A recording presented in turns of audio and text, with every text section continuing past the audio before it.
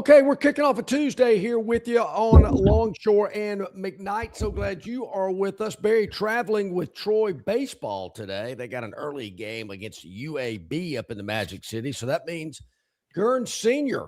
hopping in today, pinch hitting on the program. Always appreciate Gurn stopping by and helping us out. And he looks to be at a remote location today. Could be undisclosed. I don't know if this is a secret mission or something of that nature. So I don't want to No, it's no secret. I'm in Nash Vegas in business meetings, and as I was telling you last night, it was a Monday night in May, a random Monday night, and frankly, it was a Sunday night because I got here Sunday night. Yeah, and Broadway is jammed with people.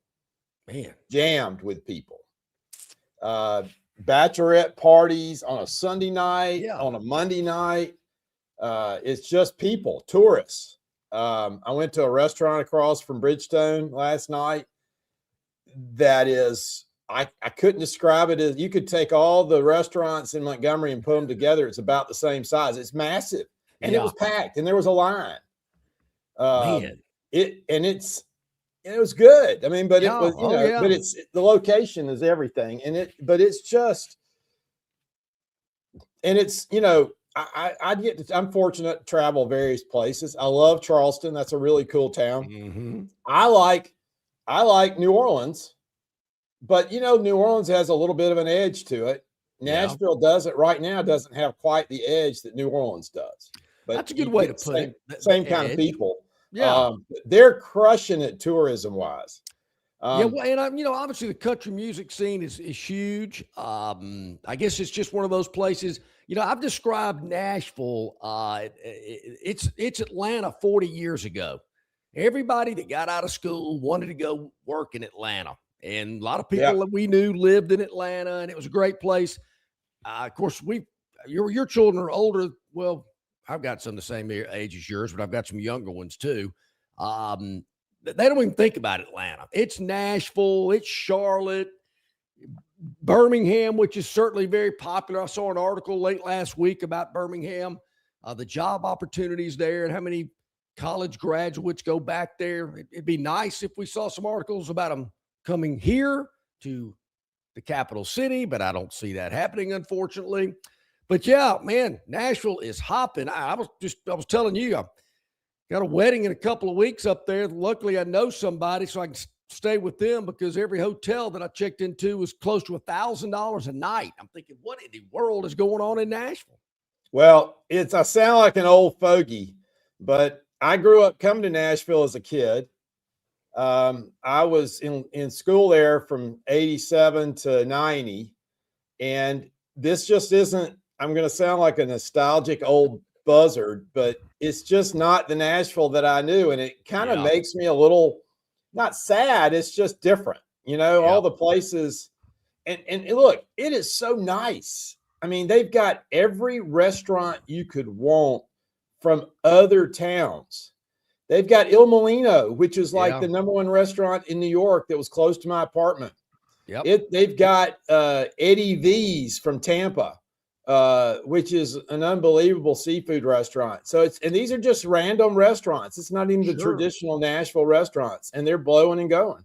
And they've got big time 5-star hotels up there as well. And you're thinking, and people line up to buy hot chicken. Yeah, I don't understand that because it's hot going in. Yeah, it is. I'll let you fill in the rest. I always wondered, is it temperature hot or Tabasco hot? It's Tabasco hot. Tabasco hot. It'll light you up. Never understood that. I know these people love their hot sauce, and I can put a little dab here and there, but these people that douse it on their food, I'm thinking, is that even a flavor? It's just hot. Its flavor is hot. Yeah, I've always wondered about that, but I know there's a lot of rough and tumble manly guys. Oh, I got to get it as hot as I can. The hotter, the better. Really? Huh. That's to each his own, though. I'm a wimpy hot guy. I'll be the first to tell you. I mean, my wife will put more hot stuff on it than I would. She seems to enjoy it. So who knows? But yeah, Nashville's got it going on. There's no doubt. I really enjoyed SEC Media Days being up there a couple of years ago. Hope it goes back. Bridgestone's a fabulous arena, the new football arena. Even though it's interesting, and I think the NFL's going this route. I mean, it's not the largest in terms of seats in the facility. I don't think it's got but about 65,000 seats in it, but it is going to have all the bells and whistles from what I understand. So our office sits on not cheap. Our office sits on 2nd Avenue, so I get our conference room looks out over the stadium, so you can see the new construction. And I was talking to one of my partners who's in this office, and he was just talking about how crappy a stadium Nissan Stadium is, and how they just threw it together because they had no plan. You remember they were coming from Houston, they got stuck in Memphis, and they just kind of built it. And it was just a very average stadium. And you can tell nothing great. Looking next to what they're building, which is right behind it, I took a picture of it. It's spectacular. In other words, it is, and you can tell they always had really bad sun issues on one side of the field, kind of like Tuscaloosa does as well. Yeah. But I think it's going to be kind of like a big box, and it may have some covers on the edges, so it shades you a little bit. And how about this, John? How about this number for a seat license? You want the ability to buy your seats. You want to make a guess of what one ticket is? I heard a number. It's $75,000. Man. To have the opportunity to buy tickets, $75,000. So if you want to take your family of 4, you're going to pay $300. Now I think they'll let you pay it over time, or you can go borrow the money and pay it off like your house. Sure, but to go see what 8 or 9 games a year, mind. I'm amazed that many people. I guess maybe companies, corporations are doing a lot of this stuff as well, but. Man, that type of money for 8 Sundays in the regular season. Heck, most teams are playing a game overseas as well, so that's taking some of these teams' home games away.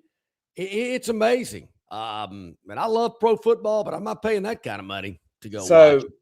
So Gurn Jr. has friends he goes to games with who've had tickets forever, and they're good tickets. And I don't know that they'll re-up for those same tickets. They probably won't. Yeah. But the tickets sit right next to the players' parents. Okay. So he tells me a story that random wide receiver, like maybe a rookie wide receiver, 1-year wide receiver's dad is dogging Will Levis, the quarterback. And the dad's sitting there right there, like one row over, like, what is he doing? You're a bum. Yeah. And it's just like super awkward because you got the parents of these guys that are NFL players. It's just like going back to middle school, where the dad's in the stands giving, why is your boy out there, not underperforming? I've told the story many a time. My first Iron Bowl was the Punt Bama punt game, which was 72, I believe. 72, 1. John Hanna's father was sitting about 4 rows in front of where we were sitting, and there was a parent giving his son hell for not being able to block it as well as he thought he should. Of course, John Hanna went on to be dubbed the greatest offensive lineman in the NFL. And his father was not a small man. No, he was not.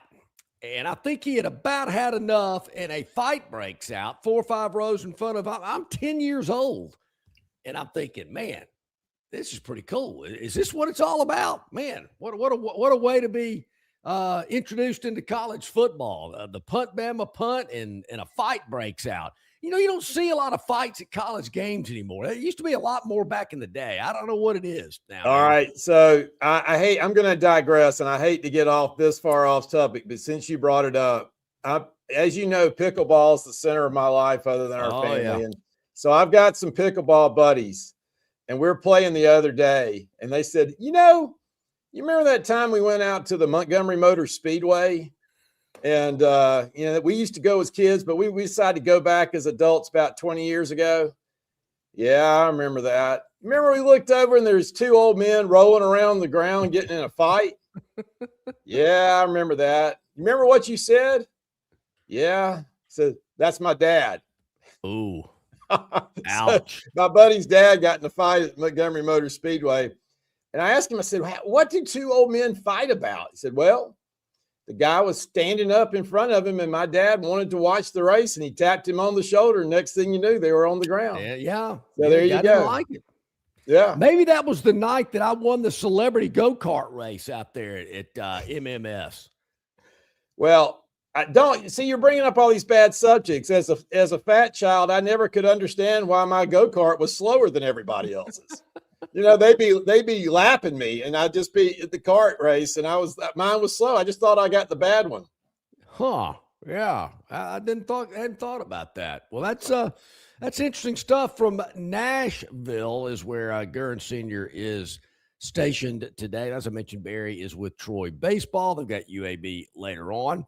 Hey, just to let you know what we got going on, Brian Matthews, Auburn Undercover, going to join us here in about 17, 18 minutes from now. Brian going to update us on what's going on over on the Plains. The top of hour number 2, Travis Ryer on YouTube will join us as well, talking Tide, kart golf, among all the other platforms that Travis has as well. Of course, baseball, the last regular season weekend series for the SEC, softball, the tournaments are going to begin. Obviously, talked a lot about that. Alabama with the number 1 seed. I know there's some excitement about that.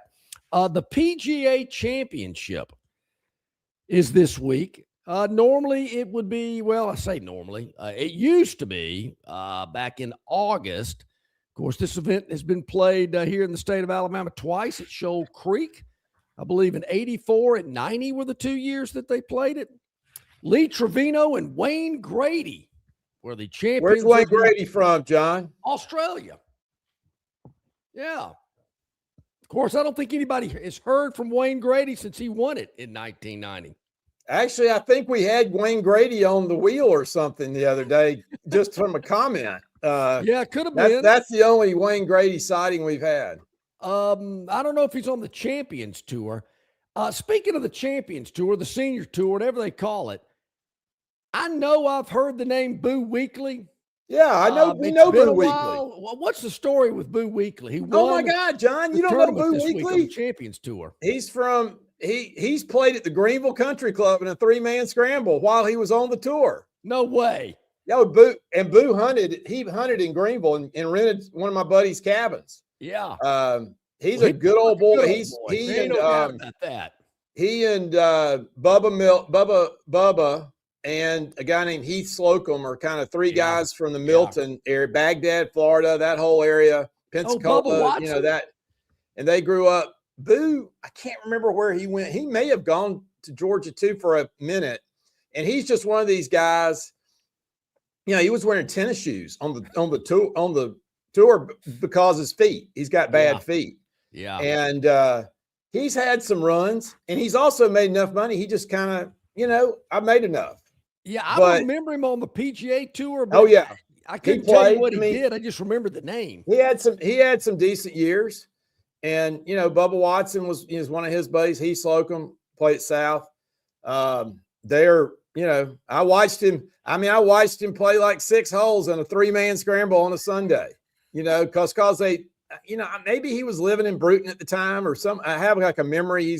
He had a Bruton connection as well, but, up that whole area, where Alabama hits Florida over in that Netherlands, like Jay, Florida, and that kind of area down there. Milton, Baghdad, all that, place down there. All those kind of places. Exactly. Well, I there again, I watched him the last 3 or 4 holes on Sundays. He won. Ernie Els was making a charge, but faded late. And Boo Weekley did not make a bogey the entire tournament. How about that? I think Ernie Els is from Monroeville. I don't think so. Okay, I Not based get on him the flag confused that with. was on these Okay, all right. I get him. He must be from somewhere else. I don't know. I think he is Boo's from somewhere over in else. Bruton / Milton, all that area. All right, so where they're playing the PGA, when we come back from our first break, I got to get a little bit more insight on this. I thought I knew something about golf, but I'm not familiar with where they're playing. I'm not either. Weekend. I don't. It's in Pennsylvania, right? Well, it's not. Yeah. It's not a course. I don't know. It's been in the rotation or what, or I don't know anything about it. Yeah, it's new to me as well, which is kind of an interesting. That's kind of a U.S. Open kind of area. They like to play in the Northeast a lot. The PGA will kind of move around all over the place. So I don't know. First I've heard of it. All right, got a lot going on today. As I mentioned, the River Region Straw chat line is active as always. We appreciate that. Some updates on future Braves opponents. Bill from Baltimore let me in on that. Appreciate that, Bill. Got the Cubs and then the Red Sox. A little interleague action later on. Big fan of interleague baseball. I wish we had more of it. So we really appreciate that. Some comments on comparing Nashville to New Orleans. I get it. Yeah, they're a little different. The smell is different as well. There's no doubt. New Orleans has a very distinct, unique smell that I doubt Nashville has. Both have skunks, though. You didn't know that. I did not know there were skunks. I know they're rats. There's skunk smell. There's skunk smell in both places. Yeah. I know there are rats in the French Quarter because I've seen them. All right, let's take a quick break. Our first time out of the day. Gurn Sr. Pinch hitting for Barry today. A lot going on. Several guests lined up as well. Back with more right after this. Conquer the runway at the Montgomery Regional Airport Runway 5K, Saturday, May the 30th from 7:30 until 10 a.m.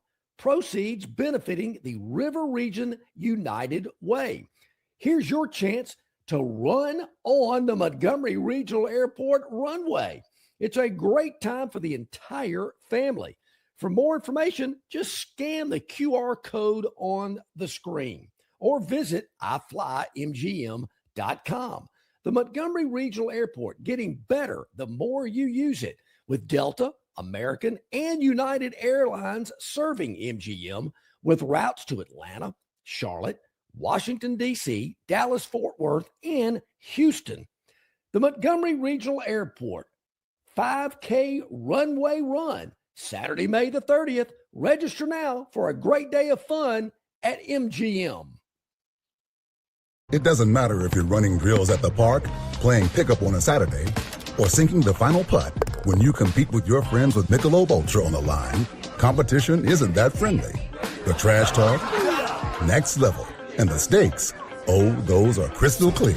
With only 95 calories and superior smooth taste, it's the ultimate trophy. Superior is worth playing for. Michelob Ultra, superior light beer. Enjoy responsibly. Copyright 2025, Anheuser-Busch Michelob Ultra Light Beer, St. Louis, Missouri. Hey, you want your property looking its very best this spring and summer, and River Region Straw has premium long needle pine straw to make that property pop. You're not buying sticks, stems, or pine cones. You're buying premium long needle pine straw from River Region Straw. Kenny and his staff have access to the best pine straw in the region, full of color that will last all season long. And now River Region Straw has a fourth location in Chelsea on Highway 280 to go along with their locations here in Montgomery, Prattville, and Auburn. No order is too big or too small, from a few bales to an 18-wheeler trailer load. To get your River Region Straw, drop by any of their 4 locations or give Kenny a call or text today, 669-5959. That's 669-5959, and have the best-looking property this spring and summer with straw from River Region Straw. The Declaration of Deal sales event is on at Stivers, Alabama's #1 volume CDJR dealer. Grand Cherokee's over 11 grand offers 0% for 5 years. Encompasses 5 grand off. Only at Stivers, Chrysler, Dodge, Jeep, Ram. The Declaration of Deal sales event is on at Stivers. New Ram, 16 grand off for 0% financing. And heavy duties, 13 grand off. With Ram's 10-year, 100,000-mile limited warranty. Only at Stivers, Chrysler, Dodge, Jeep, Ram. Okay. Welcome back in. Glad you are with us here. I saw, I'll get to the PGA first before I get into this. Yeah, 108th PGA championship. Wow. Didn't realize it'd been around that long. Arnamick Golf Club outside of Philadelphia. Yep. Just not really familiar with Well, it. And be the first time golfers from the PGA and the Live Tour will play together. We'll have some Live players there. yep. So 1962 PGA was held. It's been that long. It's been 64 years. Gary Player won that. They had a U.S. Amateur in like 77 and maybe a senior PGA after that.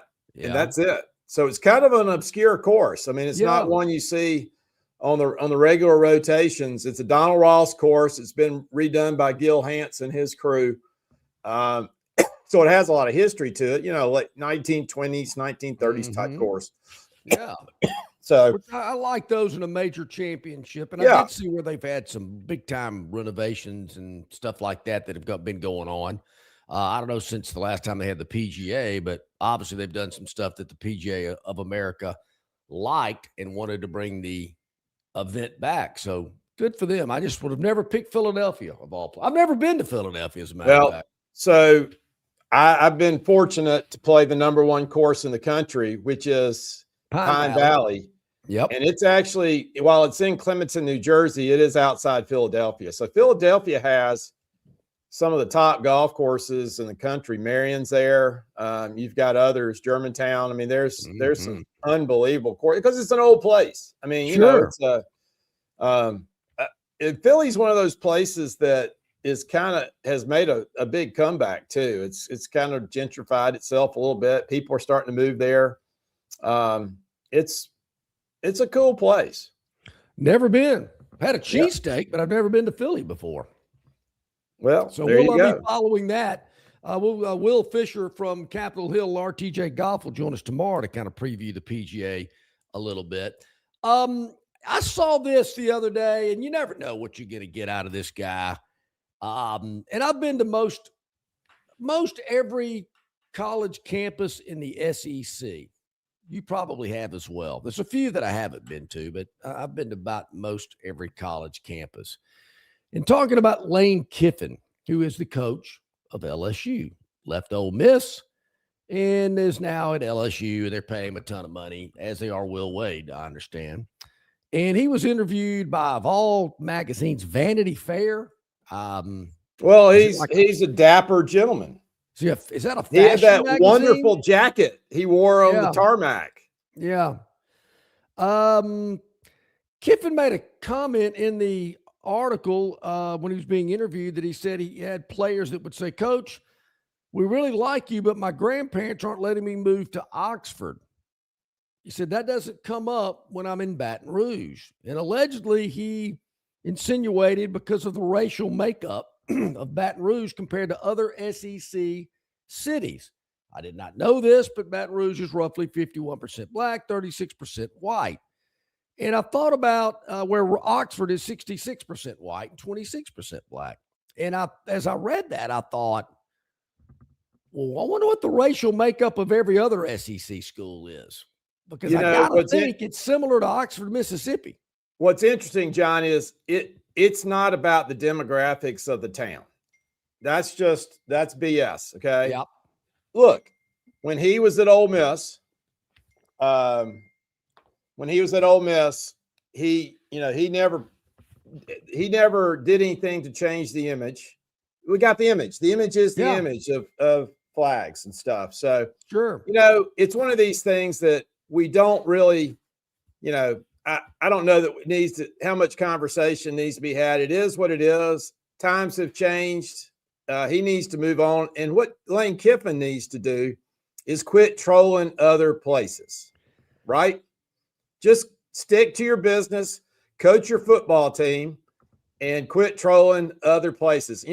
Next thing you know, he'll be saying something about Alabama or Texas or something like that. He needs to just shut his mouth and coach football. That doesn't add anything. That adds nothing pressure on himself to what's going on, right? How many championships has he won? None. And look, maybe he will. Okay. He has all the resources at LSU. If he doesn't win, all right, what's your over under for LSU this year? Well, I have to look it up. I don't know any. No, I mean, you're personal. What do you think's a good 9? I do not think Ole Miss is going to have the type of year they had last year. No, I'm talking about LSU. 9? I think LSU 9-3 might win 9 games, maybe 10. I mean, that's a huge year if they win 10. Yep. 9's a good year. Gets them in the playoff, I bet.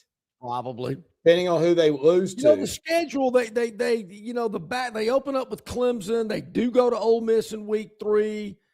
A&M comes to Baton Rouge. They got Kentucky, Mississippi State, and Auburn all in a row, off week, and then it's Bama, Texas, Tennessee, and Arkansas. So to me, the Bama, Texas, Tennessee trio is probably the toughest stretch they got to play. They do play Ole Miss and A&M back to back, but I could possibly see 10 wins. But say he goes 8-4 with a 12-team playoff. I mean, hey, you make it to the playoff, okay, great, but you got to do something once you get there. So it's all going to be on the eye test of what he's done with this team. And if you're going to a new program, it's the first year, you got new players, you got some new coaches. They kept the defensive staff for the most part.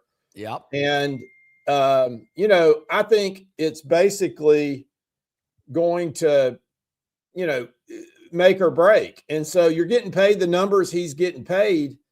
You got to perform. Well, there's no doubt you got to perform. And when you're slinging arrows at other people and you don't perform, that's not good. Why do you think the public turned on him like they did? Well, number one, he left midseason. I mean, that's just bad character, right? Sure. Yeah. That's bad character. But the fact that he was such an asshole on social media, it was easy. He was an easy target, So, I mean, he loves to say he can endear himself to these other coaches like Kirby and stuff, but he's an ass. He did leave his team high and dry. I think he should have stuck around. Thought of himself more than he did the players that he recruited. And then he's also tooting his horn about how much money and revenue and exposure he brought to Ole Miss, like it was all him. Like he was the Nick Saban of Oxford.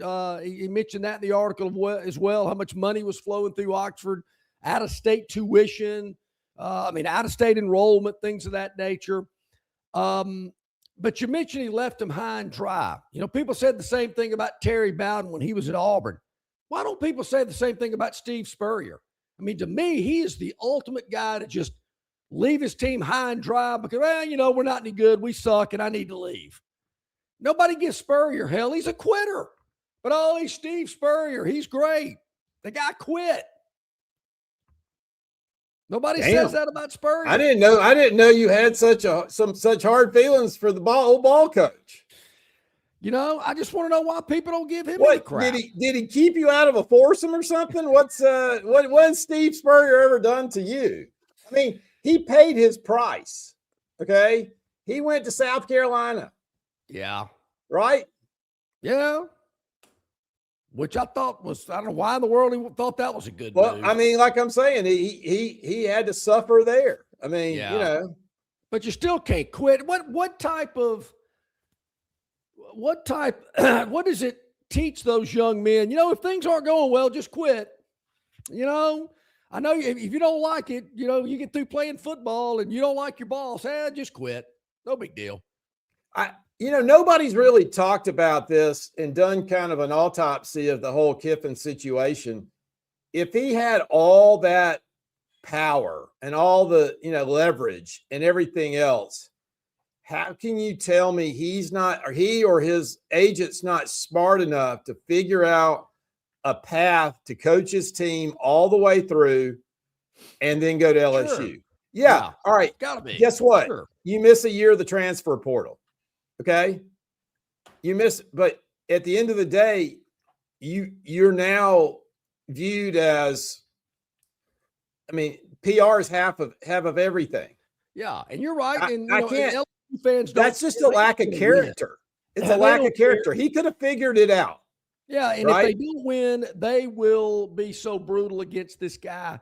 And, I've heard Bama fans talk about it with DeBoer hiring. Alabama was not going to hire Lane Kiffin. No, The powers that be, we're not going to let that happen. no. They know. I mean, you know what? They might have hired Lane Kiffin if he had never coached there. Possibly, yeah. Because they would, but they know him. Yeah, they rehabilitated him. And you think Lane Kiffin's going to stay off social media if he was in Tuscaloosa? I don't think so. No. So he's going to be throwing zingers out. That's not what they want. That's what LSU people want. If you're Greg Byrne, yep. Do you want your coach to have more power than you do? No. And Lane Kiffin has more power than the AD at LSU, right? So, that's not going to happen. No, that ain't going to. It wasn't going to happen 2 years ago either. Wasn't going to happen. All right, we're at the bottom of the hour. Brian Matthews, auburnsports.com, scheduled to join us here momentarily. We'll get him hooked up during the break. Be back to talk some Auburn athletics on this Tuesday. Located just 8 miles north of Alabama's state capital, Capitol Hill features 3 18-hole championship courses. With more than 1,500 acres of golf and nature, the pure magnitude of this facility is amazing and allows each course to be drastically different from the others. Capitol Hill also features an innovative 360-degree driving range 400 yards in diameter. Capitol Hill offers a fully stocked pro shop with the latest equipment and apparel. Great food and beverages in the clubhouse can be enjoyed both before and after your round. Get your group together and hit the trail. Go to rtjgolf.com/Capitol Hill for tee times and more information. Hey, where's the beer guy? Bud Light here? You got a Bud Light? Bud Light? I'm here, Bud Light. Bud Light here? Bud Light here? Bud Light here? Bud Light where? Bud Light here? Oh, Bud Light there. I missed that because of you. You did not miss that play because of me. Tough to stop talking this way? Yeah. It's actually kind of fun. Hey, I got you, Bud Light. Oh, nice. Never mind. Anything for the clean, crisp taste of Bud Light. What I miss? I have no idea. Located just 8 miles north of Alabama's state capital, Capitol Hill features 3 18-hole championship courses. With more than 1,500 acres of golf and nature, the pure magnitude of this facility is amazing and allows each course to be drastically different from the others. Capitol Hill also features an innovative 360-degree driving range 400 yards in diameter. Capitol Hill offers a fully stocked pro shop with the latest equipment and apparel. Great food and beverages in the clubhouse can be enjoyed both before and after your round. Get your group together and hit the trail. Go to rtjgolf.com/Capitol Hill for tee times and more information.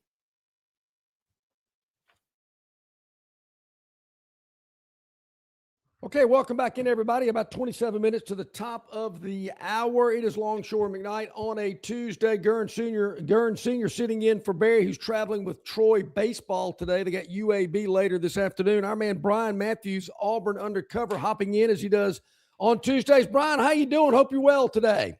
I am doing terrific. Thanks for having me on. Man, as always, thank you so much. Baseball, man, I remember 6 weeks ago, things weren't looking so well. The bats weren't very hot. Yep. Things have turned around, and I believe Auburn faces they got Jacksonville State tonight, I believe, and then it's the Georgia Bulldogs to wrap up the regular season. Yeah, number 4 Jack State tonight. I'll be there. Jacksonville State beat Auburn 15-4, run ruled them at Plainsman Park about a month ago. So this will be the rematch there, and then Georgia, which has clinched the SEC regular season championship, will be at Plainsman Park to close out the regular season. Auburn is tied with Alabama for 4th in the SEC. The top 4 teams get that double bye in the SEC tournament. So this is a big finish for a lot of teams. There are 7 teams from 2nd through 8th that are with 1.5 games of each other. So it's going to be a wild finish to see who gets those top 4 seeds other than Georgia. What has, in your mind, been the biggest turnaround for this team? Obviously, they're scoring more runs. Yeah. But is it as simple as that? In some ways, I just think that their approach to the plate has gotten better and better as the season's gone on.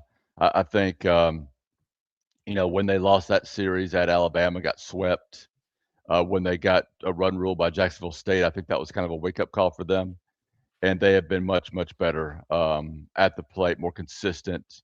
Sure, a stud pitcher is going to come in there and shut down that lineup like it could do anybody, but they have been much better at bouncing back and handling adversity. I just think this team has grown up a little bit, and they've had some leaders emerge, I think, a little bit too, which has helped. And Jack State's the real deal this year. They are. They're probably not at the level of hosting a regional, but they're going to be one of the toughest twos in the country. The fact they were even discussed as being a host. Yeah, that's a big deal for a school like Jack State. Yep, and they're going to be as tough. You do not want to see them show up in your regional, and I've seen Alabama and Auburn have both mocked in their regional, so that's something that's you're ugly hoping to avoid. That's ugly. And the coach is a former SEC coach, right? He was at Missouri, wasn't he? I do not know. I think he was. I think he got run. I think he got run at Missouri and then ended up at Jack State. Missouri's doing so much well without him. Also, yeah.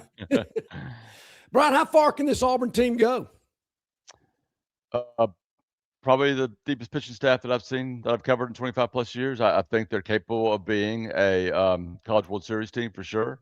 But you never know what you're going to run into, right? Auburn ran into Coastal Carolina last year. I think people respected Coastal, but I don't think they thought Coastal was going to take LSU to the national championship series there. So you never know what's going to happen. But this team is more than capable. I think it's capable of making a run the SEC tournament, whether it finishes in the top 4 or not. They have the pitching depth to win some games there if they can get hot and play well. They haven't won that since 1998, so I think that would be a big accomplishment too. Someone asked us yesterday, we were talking about this with the softball tournaments beginning, and someone asked with Auburn's season being completed, was it an NIL issue? And I just didn't know. I don't know what NIL is like in women's softball. I don't even know if it's a big factor. They were just, I think, looking for an answer to the type of year Auburn had this year. And I said, well, I'll write it down and I'll ask Brian tomorrow. I don't know specifically how Auburn's NIL stacks up in the SEC. I do think there are teams in the SEC that have more established softball programs that probably did put more NIL money into their program. So that probably played a part in it, but I don't think it was to the extent where Auburn should have been the worst team in the SEC. So I think that staff, which is in year 2, probably has some a fault there, right, of putting the team together. But that they are year 2. I think they're going to get a year 3 to see if they can turn it around and see if they can make a move forward. But I think we're going to see in the evolving NIL world, unless there's some sort of straight rules about it.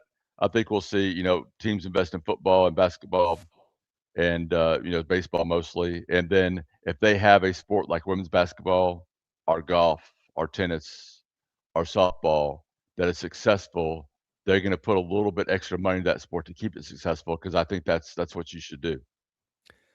Well, we saw it at Arkansas. They've dropped, I believe, women's tennis, I want to think it was. I'm surprised we have not heard any other school in this league do this to this point. But, Brian, I got to think we're going to hear of some.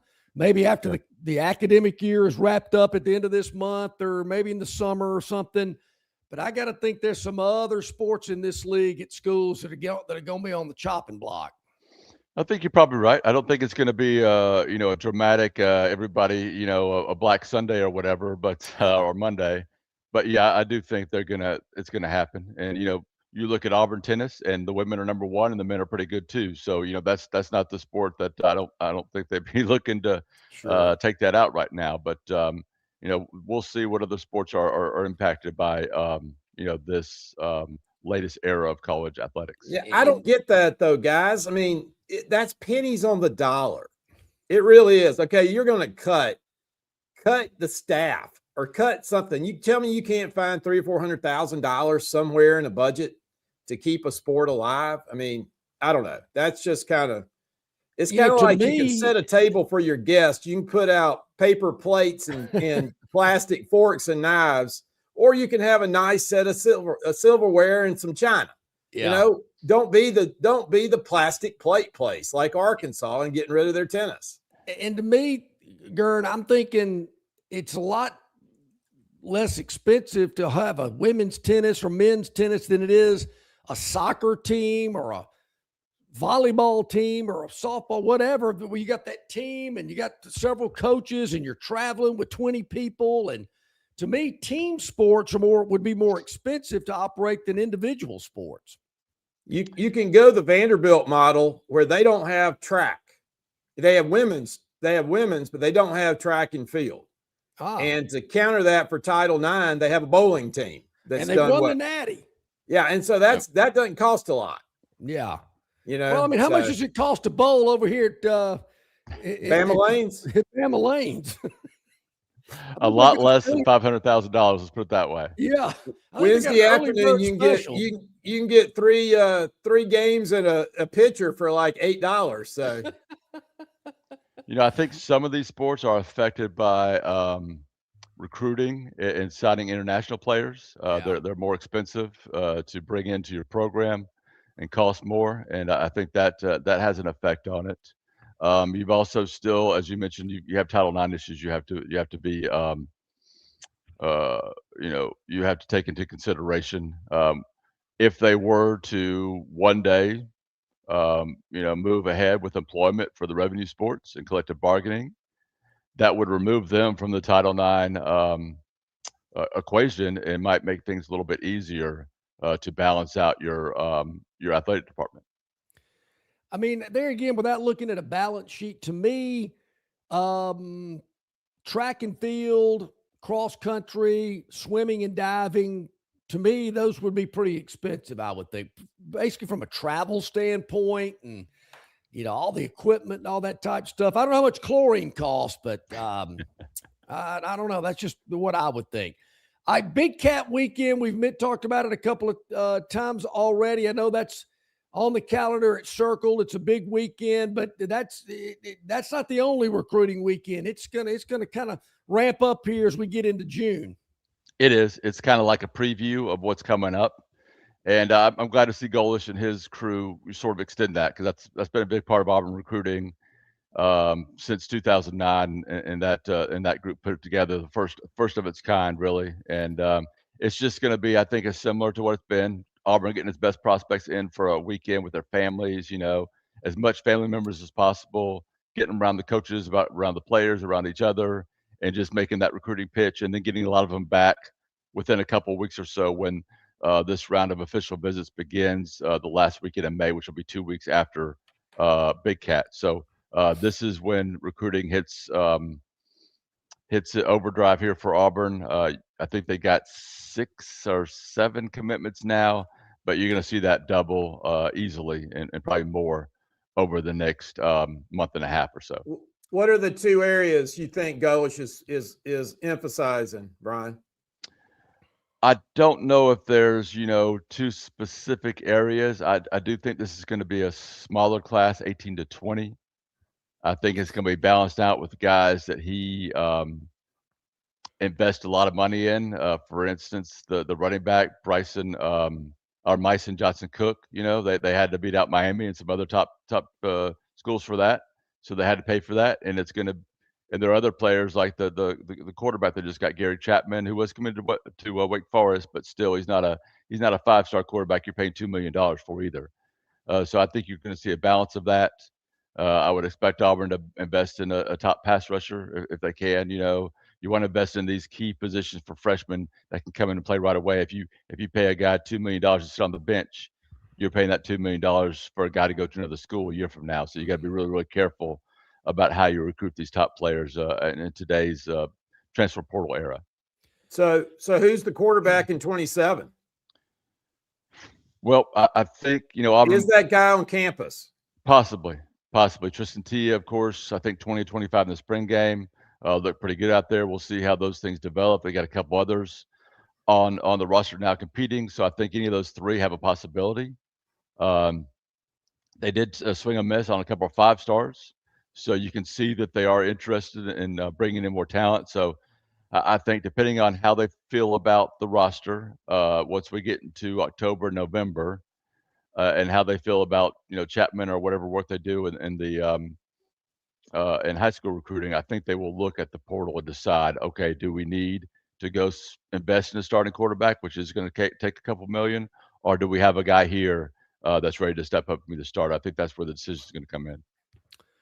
Well, if they're looking for one, I got to think there's going to be at least one available coming out of Tuscaloosa in about 6 to 8 months, because I don't know how they're going to keep all those guys happy. Yeah, I just think that's part of college football now, right? Yeah. I mean, I don't know the exact stat in my head, but I think if you look at the top draft picks at quarterback, the national championships at quarterback, the majority of them ended up being transfers at some point in their career. Yeah, yeah. Brian, we talked about this yesterday. Wanted to get your thoughts about it as well. The question is, what is good enough? In your mind, what is going to be good enough for the Auburn fan base when it comes to football this fall? What do they want to see from, I guess, a record standpoint? Obviously, they want the effort standpoint. That goes without saying. Being in every game, not getting blown out. But in your mind, what is going to be good enough for this Auburn fan base? Well, expectations from fans can be a little delusional at times. Yeah. But I'm going to go with what I said last year and the year before: win 7 games. In the worst, the tie for the worst streak in the history of Auburn football. That needs to come to an end immediately. But there are some things they'd like to see, right? They'd like to see a competent offense. They'd like to see more competitive SEC games, more competitive games against your rivals. Those games are on the road this year, right? Yeah. So that's going to be more difficult. We know how those games have gone recently. But yeah, just a more competitive team. I think the defense is going to be very similar to last year. Pretty good. They just want to see improvement on offense and be able to move the ball and score some more points and be a little bit more exciting on that side of the ball. Yeah, I mean, at Tennessee, at Georgia, at Ole Miss, at Alabama, Auburn not getting any favors on that away SEC schedule this year, to say the least. Beat writers they're all driving distance, so hey. Yeah. Well, you got that going for you. Yeah. I got a music question for you. I mean, we get to that time of year, we start talking a little music, and I'm a creature of the '80s. I was a big '80s guy, still am. But I'm hearing a lot out there, Brian, these 80s bands that are still trying to go out there and perform and do their thing. And some of them don't even have one original member in the band anymore. I'm hearing bands like, even Lynyrd Skynyrd from the 70s, right. But Foreigner and Journey and Kiss, and I could go on and on. What are your thoughts about these bands that just can't ever hang it up? In some ways I admire them for keeping on going, right? And it seems like they sell tickets for a large price and they sell out stadiums and such, or wherever venues, and so good for them on that hand. Yeah. I don't have that kind of extra money to throw around to go to a concert to see a bunch of older people that, as you mentioned, some of them weren't part of the band. I had my time back in the 80s and 90s to go to concerts, so. But I know plenty of people my age that do that and enjoy it and love it. Yeah. And, if this is bringing happiness to people and it's allowing these guys to make a little money and do what they love to do, I'm all for it. So I wouldn't know if I was listening to a concert where something called auto-tune was happening. Oh, yeah. It's a thing to kind of make the guys sound better. I saw the Eagles about a year and a half ago. I thought they sounded great, and I kind of wondered, can those guys still sing that well? But I mean, I had a good time. I mean, I'd rather hear that than a guy, cracking glass with his voice. That's right. So, well, John, there's no version of auto-tune that can make me sound good. I can tell you I was that at a dinner last night, John, and the icebreaker was everybody had to stand up and tell them what your first concert was. Oh, wow. Oh, I can tell you mine. That's easy. Go ahead, Brian. Van Halen, Motley Crue opened for them, 1984, the Omni in Atlanta. That's $14. special. I was on the floor about 8 rows back from the stage. All right, how old were you in '84? 16. Yeah. 16. Wait. Van Halen? No, maybe Motley 15. Crue? 15. Wow. 15. Yeah. Man. Yeah. All right. Did did a parent have to take you, or were you able to go with some others your age? I went with friends. Yeah. Okay. You got trusting parents then. Yeah.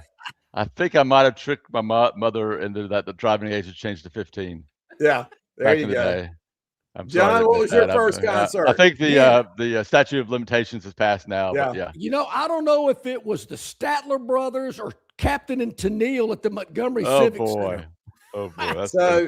So I was able to tell mine, and it was a two-part. My first concert I wanted to go to, and I was 8, was Seals and Crofts at the Dothan Civic Center, but my parents would not let me go because I wasn't old enough.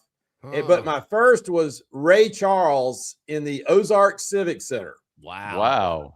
And that was actually, as a 10 or 11-year-old, that was very spectacular. I bet it was. Yeah, man, Ray Charles, man, that's pretty dadgum impressive. It's too bad those smaller venues around, places don't really host, top end concerts like that anymore. They all go to the big venues, and it's just a little bit different than it was 40, 50 years ago. You mentioned Van Halen. I did see a clip of David Lee Roth. He's out on tour. Yeah. It is. I'm surprised he's still with us. I mean, it may be an avatar. He may not be with us. I think the backup guys are doing all the singing. He's just up there kind of walking around and screaming every now and then or something. I had a good time in the 80s, but I didn't have a David Lee Roth time in the 80s. But good for him that he's still around. I wish I still had my ticket. The George Jones was at the Holiday Inn in Ozark and not on stage, and he never made it. So a no-show. I went to a no-show show. Yeah, that's right. That was his nickname, right? No-show. No-show Joe. That's right.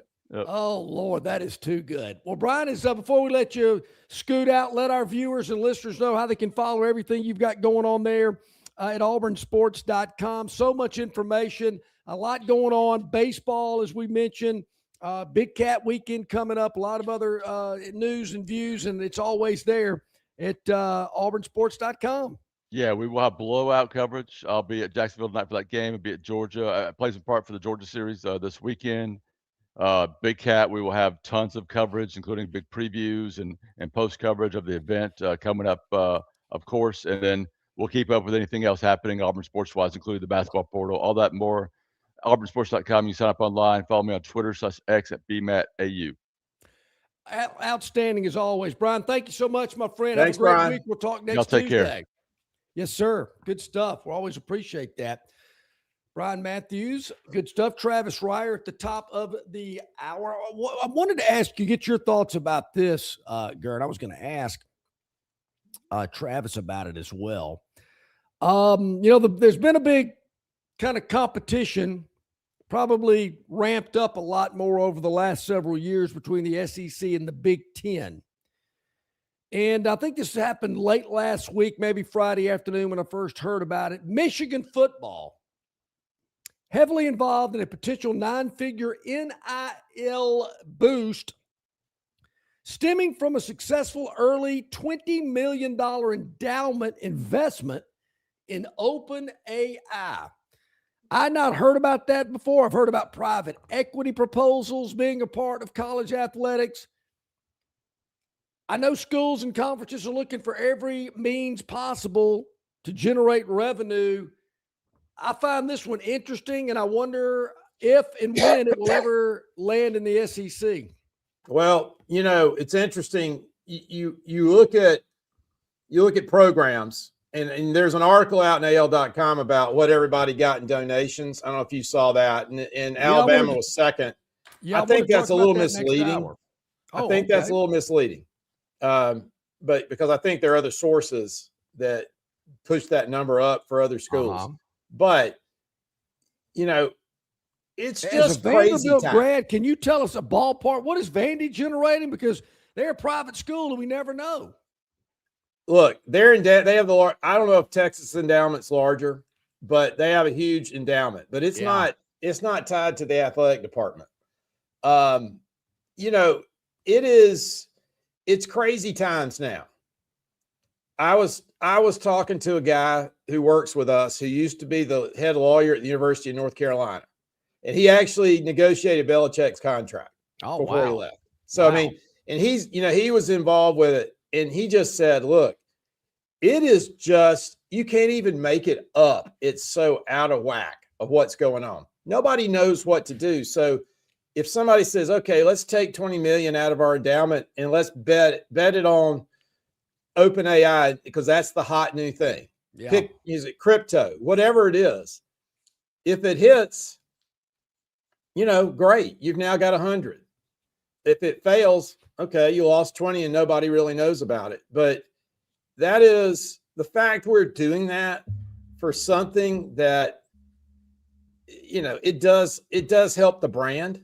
I get that. It helps the brand of the university. And University of Michigan has an unbelievable brand. But guys, that's just crazy time. And maybe I'm a fuddy-duddy, but it's just, that's not good. But I get the sense that the Big Ten either doesn't care or is just pushing all their chips to the table and thinking, we're going to do whatever we can to be the dominant league. We're going to dictate how everything is done in college football, particularly college sports, but football particularly. I mean, we mentioned yesterday, the World Series is going to be on FS1 because the Big Ten wants their football games on Fox on Saturdays in the fall, and they don't want baseball on. And guess who won out? The Big Ten. Well, I can give you a reason why it's crazy time right now. Were you watching Fox at 5:00 last Saturday or last Sunday? I was watching Boo Weekley win the senior championship. So you weren't watching Fox, where they had the finals of the National Pickleball Tournament. Oh, missed it. On Big Fox. I missed that. Not FS1, not FS2. It was Big Fox. So that tells you it's crazy times. Where do they have the pickleball championships? They had it outside. It was in California. Yeah. Oh, in San Clemente. Okay. Yeah. But yeah, what's that say about baseball? Pickleball's more popular than baseball? Well, they only got an hour or two. They only got an hour or two, but hey, I'll take it all dadgum day, an hour or two more than that. But I just, I'm thinking the Big Tens, you're right. You've heard the term the Wild Wild West. They're looking for any way to generate revenue. There's some creative ways. I wonder if the SEC is going to get involved. I got to think they will at some point in time. They're going to have to. I want to go over those revenue numbers as well. I saw those. We'll do that in the next hour. We are getting close to the top of hour number 2. What do you say we take a timeout during this point? We'll get Travis Ryer of Ryer on YouTube talking Tide coming up with us as well as we kick off hour number 2. Barry traveling with Troy Baseball. Gurn Sr. pinch hitting for him here today on the program. Longshore McKnight heading into hour number 2 after this quick timeout. Pravel Carpet is the most trusted name in flooring in the River region. Ray Bowles and his staff have an extensive line of Mohawk stain-resistant carpeting in all the latest styles and colors. Pravel Carpet also has hardwood, vinyl, and ceramic tile for all of your flooring needs. Professionally installed at the absolute lowest prices. Take advantage of cash and carry vinyl plank at just $239 a foot. Call them today to set up your free measurement for your home, office, lake house, hunting camp, or wherever you need flooring. 285-8117. That's 285-8117, or drop by 2201 Cobbs Ford Road in Prattville for Prattville Carpet. It doesn't matter if you're running drills at the park, playing pickup on a Saturday, or sinking the final putt. When you compete with your friends with Michelob Ultra on the line, competition isn't that friendly. The trash talk, next level. And the stakes, oh, those are crystal clear. With only 95 calories and superior smooth taste, it's the ultimate trophy. Superior is worth playing for. Michelob Ultra, superior light beer. Enjoy responsibly. Copyright 2025, Anheuser-Busch Michelob Ultra Light Beer, St. Louis, Missouri. The Destin Connection Seafood Market at 3750 Norman Bridge Road in Montgomery has the freshest seafood direct from the Gulf of America. I'm talking red snapper and grouper, all sizes of Gulf shrimp, jumbo lump crab meat and crab claws, Louisiana Bay oysters, and New Bedford scallops. They are a full-service seafood market and kitchen serving po' boys, dinners, and sandwiches. You know, many well-known restaurants in the river region purchase their seafood from the Destin Connection because they know it's the absolute best. Call ahead and your order will be ready for pickup. The Destin Connection Seafood Market, 3750 Norman Bridge Road. Call 288-4272. That's 288-4272.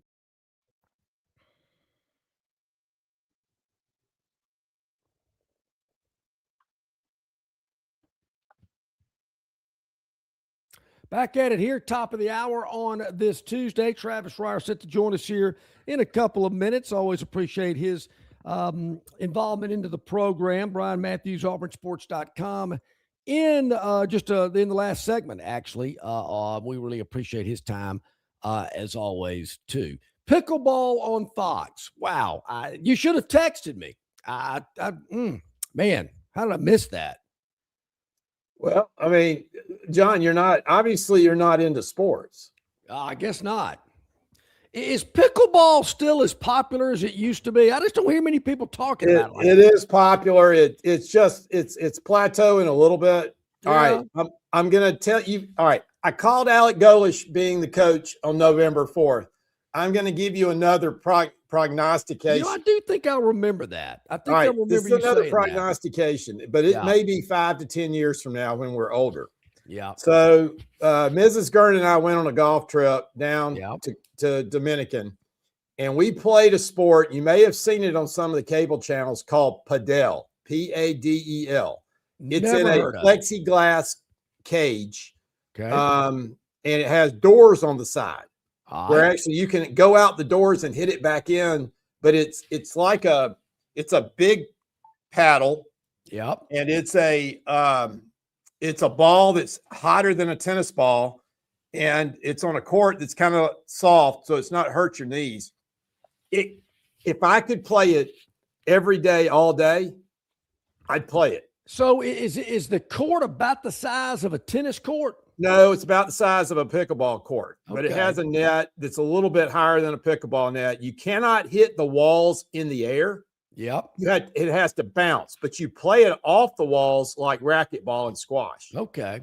And it's just one of those things. Look it up. I'm telling you, they've got them. There's 1 or 2 in Atlanta. There's a bunch in Florida. I'm not aware of anything in Alabama. I've only played for 1 hour, and we immediately were able to play. Not well, but we were able to play. Yeah. And it is the most fun you will ever have. So it's unbelievable.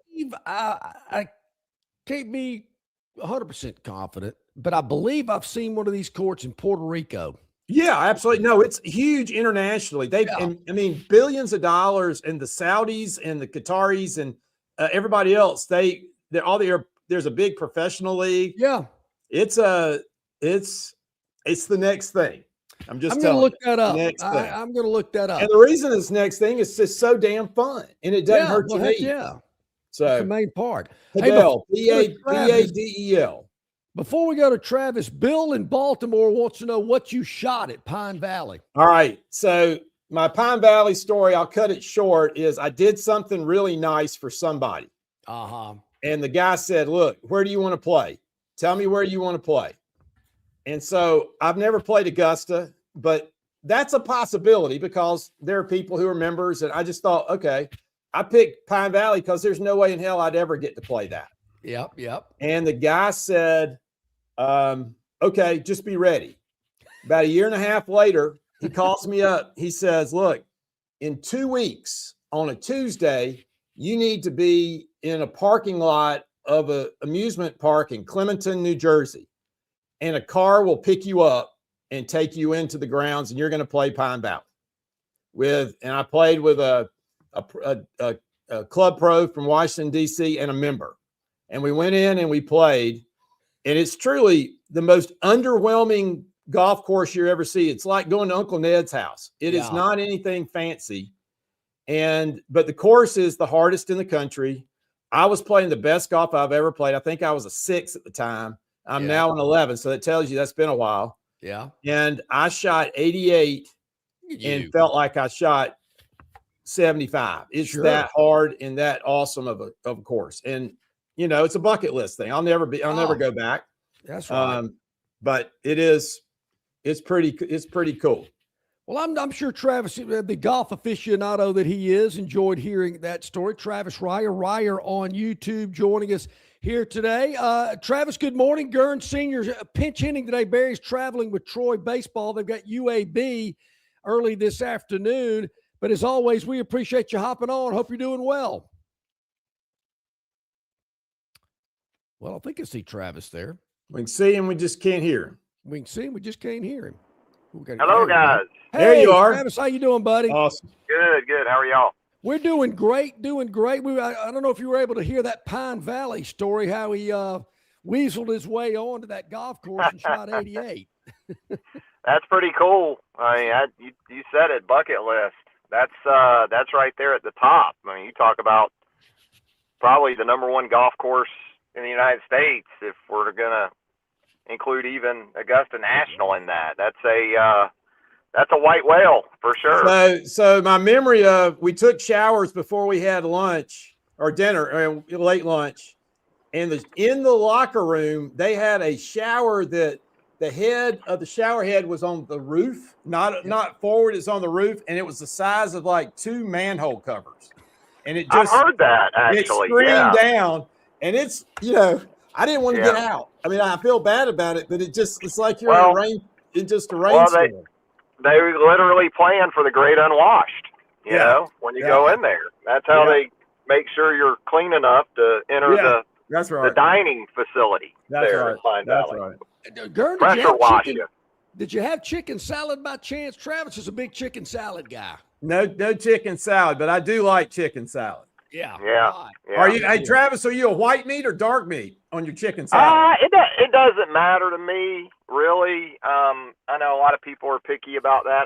I'll probably go more white meat. But I love, you know, chicken thighs, and I love all of it when it comes. All right, to grapes or no grapes? Oh, I can answer that for you. No grapes. I mean, Okay. no grapes, no nuts. I call those landmines, is what I refer to those as. When I bite into chicken salad and it's got a grape in it or something like that, it's like a landmine I hit or something. So no, none of that for me though. But yes on the celery. Yes on the celery.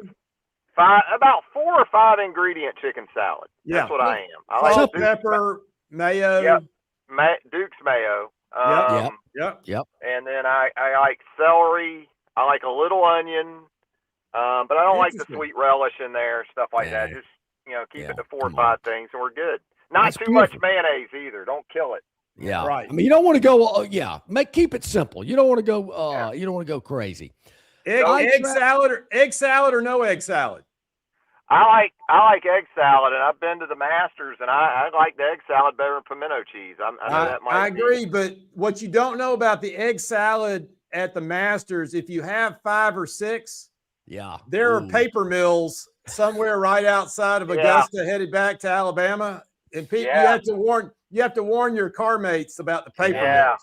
Particularly if you've washed it down with a couple of draft beers too. That'll really get Eggs in general, you know, can be that way. So you got to be careful. I tell you though, it's the soft day of they make that colonial bread that they put that egg salad on that morning. It's so soft. Oh, so it's good. Great. I got to wipe my mouth and get that drool off my mouth right now. You got me going. Right. I know.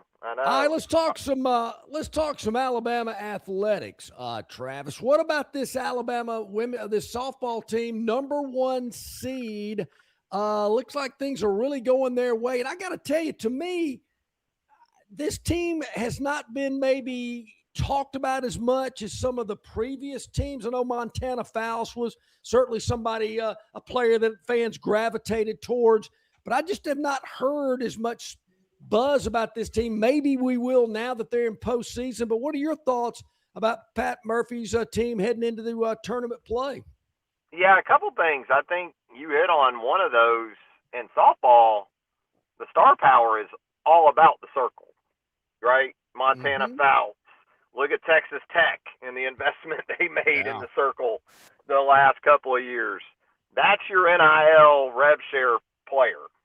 Far and away, I actually played men's fast pitch softball back in the day, and it's not even close, okay? But I'll tell you this, when we went to tournaments, like when we went to the North-South in Montgomery right there, Yep. we played tournaments in Montgomery. That was a big tournament back in the day.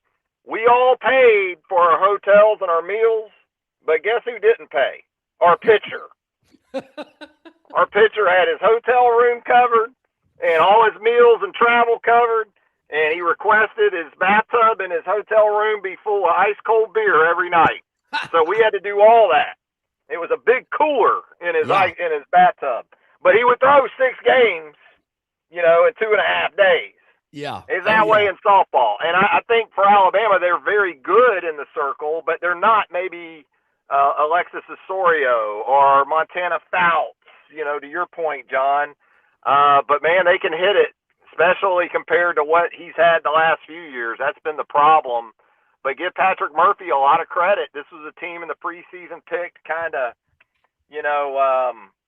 picked middle of the pack, SEC. And to come out of it as the number 1 overall seed, that's a testament to the job he's done.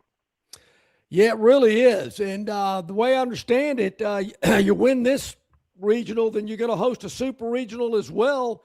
So certainly the home field advantage is big for this program. It is. And when you look at this regional field in Tuscaloosa, it looks navigable enough. Yeah. But Belmont has maybe the best pitcher. We talk about pitching and how it means you can get 1-0 a couple times and be out. And Belmont and Maya Johnson has one of the best pitchers in college softball. I know that sounds crazy, Belmont, but her story's even better than she is. Yeah. I mean, it's not gonna be as easy as it might look on paper for Alabama in this regional, especially if they get her a couple times. Yeah, I'm with you there. We discussed that a little bit yesterday. And what about baseball? Right at this point, if I'm not mistaken, they're in the 4th position in the SEC going into the last weekend of regular season play. I'm not sure a lot of people would have thought that either. No, they had their turbulent stretch there.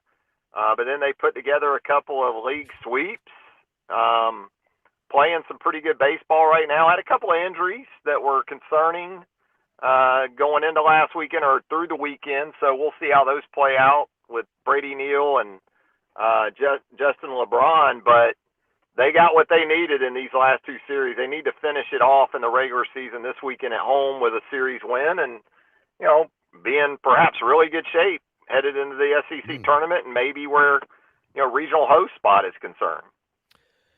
Back to football, Travis, whatever fans might be thinking about the upcoming season, I got to think they've got to be pleased with what they're hearing and reading about the recruiting efforts. We've certainly talked about the quarterback haul, but there are other positions that they're certainly doing well in and getting commitments. And I know from what I'm finding out, they've got a lot of big-time guys coming in for visits in the next several weeks. So it looks like recruiting is going really well.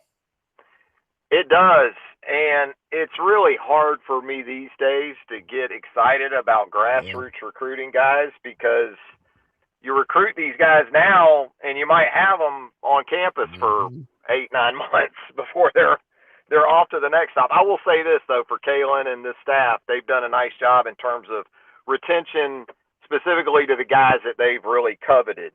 But, I mean, they pick up a commitment, I guess, over the weekend or in the last couple of days from Kenneth Simon II, whose dad played linebacker at Tennessee. So they get a ball legacy, and they do. They look like they're trending in the right direction. It always seems to sort of fall in line once you get that elite quarterback in the class too, which they most recently did. And so they're aligned to have a strong run here.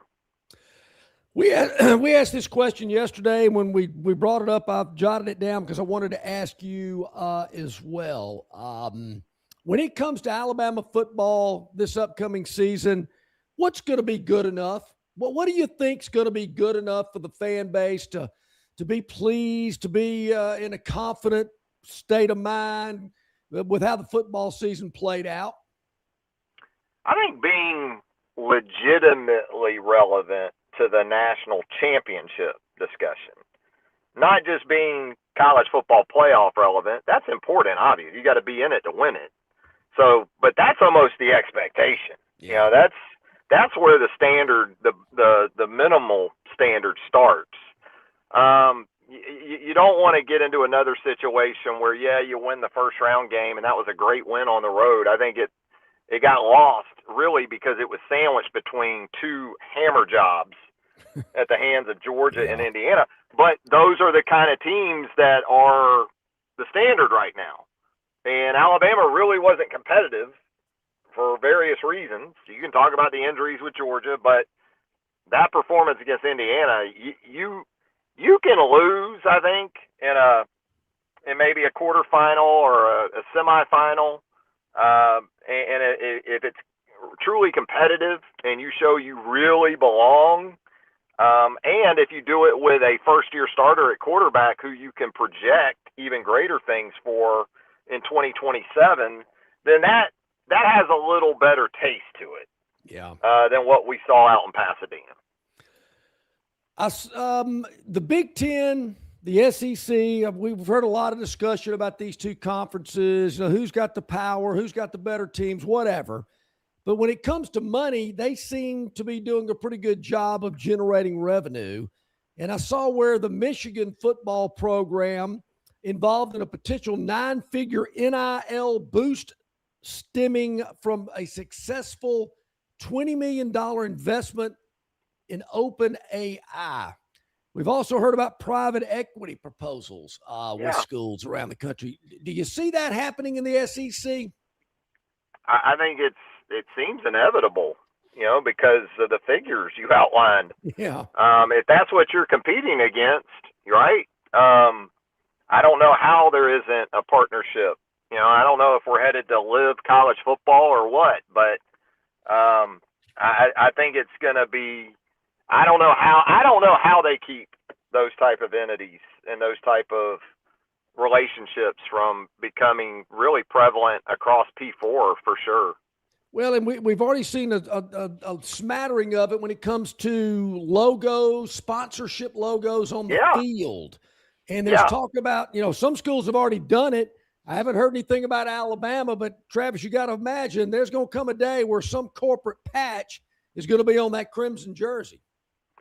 Like it or not. I mean, if they're already on the jerseys of the Boston Celtics, the Los Angeles Lakers, you want to talk about iconic brands that are already there? And I know it's, quote, professional sports, but that's what college football is now. I mean, if we're being honest with ourselves, I mean, if the Yankees, if the Celtics, it kind of gives the brands in college football a pass on it. And it wouldn't surprise me if that's sort of the angle that's taken. Well, it's prevalent in all of iconic brand sports is what we'll probably hear when the time comes, because it's coming. I agree. It is. Yeah, I'm with you there too. I think it's coming as well. All right, as we wrap up, your thoughts. I know you follow the golf scene. Kart golf is one of my favorite segments on your channel. We'll talk about that in a moment. But the PGA, we did a little research. It's been a while since they've hosted the PGA at this venue in Philadelphia. But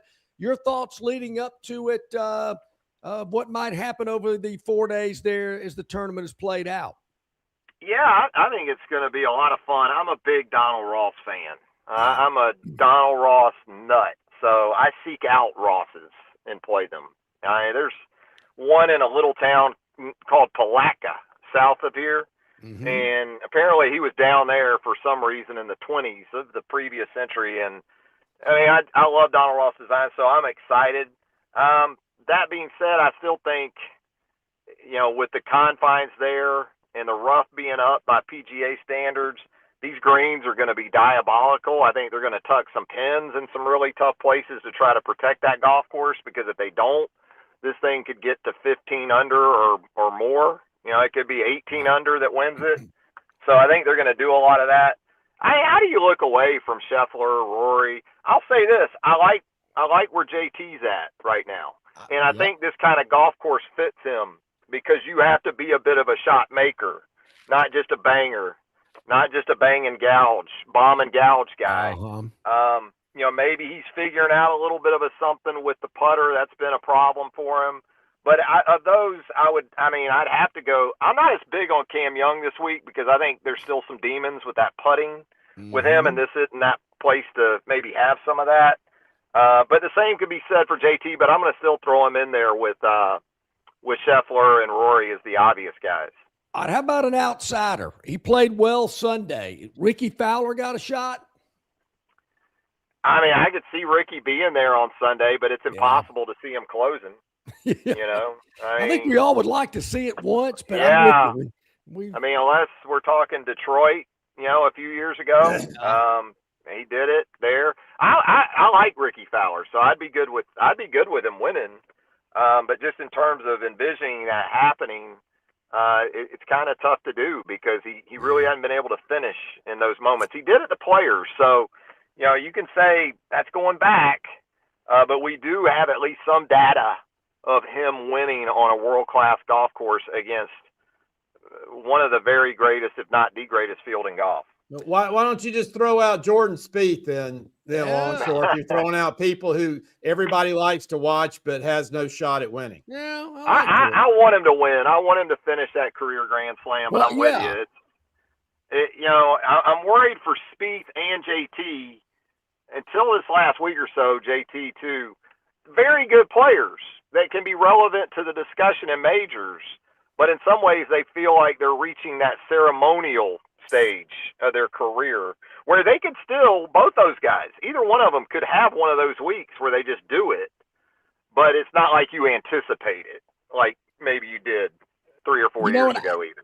I'd heard that yesterday about Spieth. I had to kind of go, wait a minute. He's one away from a Grand Slam. I just when's the last one though? What's that? Been a while. Been a while. It has. In the words of Stained, it's been a while. Yeah. All right, Travis, let us all know about what's up on the channel. So much football news. We got college. We got Jags. You got the schedule reveal later this week. You heard anything breaking about the Jags schedule? Yeah, we'll have. Well, the Jags fans aren't happy because it looks like one of their London games is going to be against the Texans. And that's a home game for the Jags. Yeah. In Wembley. That's not and I've been over there, as you know, for a couple of games. And I will say that for the folks over there, every time the NFL tees it up over there, it's like Super Bowl atmosphere. They are nuts for the NFL. But it's not the same. And so it's gonna be interesting for the Jags because they're about to navigate this sort of reduced capacity at their stadium and then go into Orlando. A lot of their games more of their games are going to be in London, so they're going to be without a home really, or a true home. It feels like for a couple of years, and that sort of coincides with this window that they're in, and don't really like the way that times out. I get you. I hear you there. So Ryer on YouTube, Talking Tide, Cart Golf, all full talking about the Jags. We got some chicken salad news. There's so much on there. You just cannot miss it. What did I miss? Did I give everybody the right info there, Travis? Yeah, second helping. It all goes back to food with us on Ryer on YouTube. But our SEC show with Brent Beard last week, we got in depth on the Texas Longhorns for the 2026 season. I think we're going to do maybe Tennessee this week on the show. So, a little bit of everything there at Ryer on YouTube. Fantastic. As always, we greatly appreciate your time. Have a great week. We'll talk next Tuesday. Thanks, guys. See ya. You too, buddy. Thank you, Travis Ryer, joining us as he does each and every Tuesday. I always appreciate his thoughts and comments. Yeah, I knew, Gurn, when you went with the grapes and the fruit. I like a good red grape in my chicken salad if it's white meat, because the white meat is dry. Now if it's thighs, I don't need my grapes. No. But I need something to juicy it up. Well, the darker meat's got more fat, juicier. The white meat a little drier. I get it. I do like, there's a chicken salad up at the whatever that chicken salad chick place. Yeah. with cranberries and almonds in it. I do like that, but I like the Fancy Nancy's. The Fancy Nancy there is very good as well. Don't want any of that with grapes. I don't want bacon bits and cheddar cheese. Yeah. Oh no, that's class. Oh yes, absolutely. No way. That enhances it. So, Gurn, when we get back from the next break, there's something we call the Phantom's Daily Dog. We can skip it if you want to. If you have something else you want to talk about. That tells me the outcome. But we have our daily dog that we're going to get to when we get back. I did look at the future NBA schedule for the remainder of the week. Just to let you know out there, because there's a day, I think it's maybe Thursday, there's not an NBA game scheduled. I'm going to have to go Major League Baseball. So I got to do a little homework over the next day or two to make sure I've got the right selection for that. But first things first, we'll get to tonight when we return from this quick timeout here. It is Longshore and McKnight. Gurn Sr. pinch hitting today for Barry, who's with Troy Baseball. Keep those chats coming on our River Region Straw chat line. Some great ones here today. You mentioned Pine Valley. We had somebody say, isn't that where Marty McFly's from? And, of course, way offsides, Jeff said, no, that's Hill Valley, not Pine Valley. Good pull there, Jeff.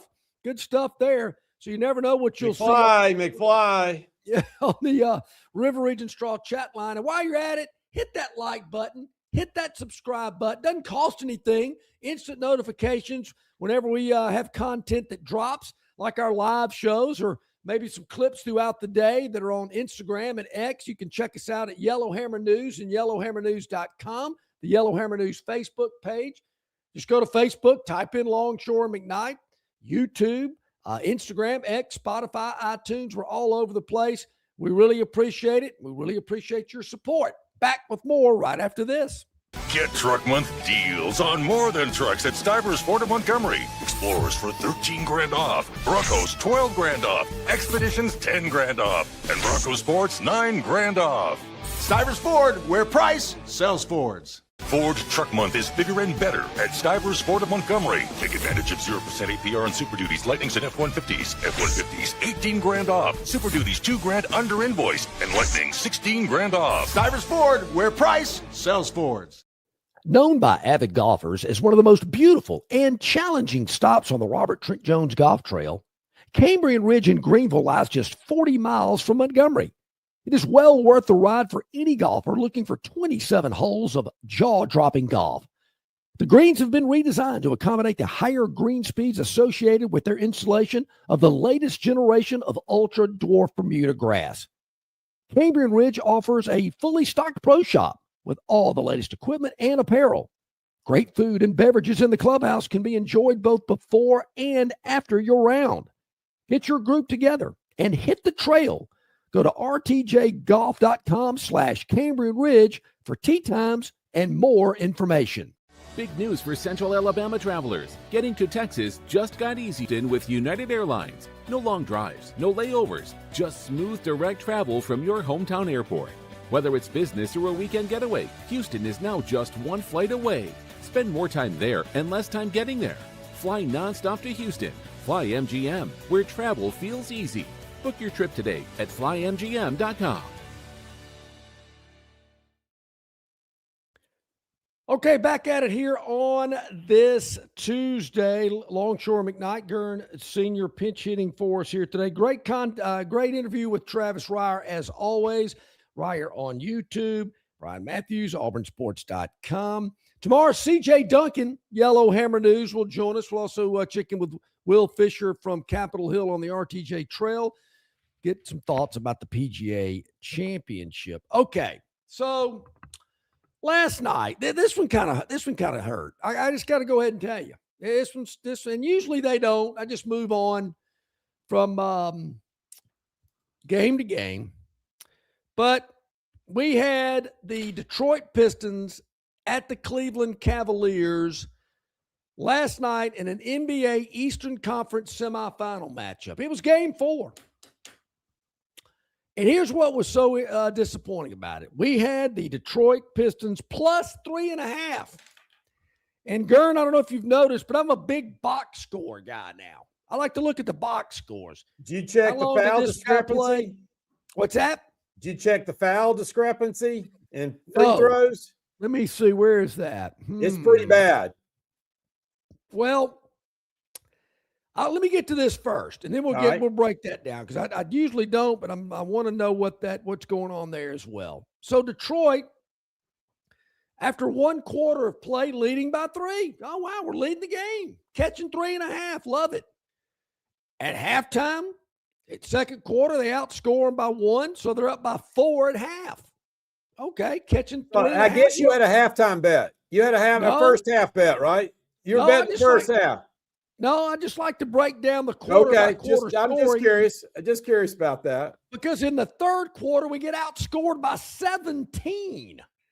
What the heck's going on? Did they not? It's called a halftime adjustment. Halftime adjustment. I mean, come on. And then we win the fourth quarter by 4. But it was that third quarter that absolutely killed us. Losing the game 112-103, 3.5 is not enough to cover the 112. So we take it on the chin last night in a game which we clearly had in hand until the third quarter rolled around. I think I want to say Cleveland went on like a 22-0 run in the second half. Unbelievable. Well, tell me about the foul. The coach was quoted as noting the free throw and foul discrepancies. Wow.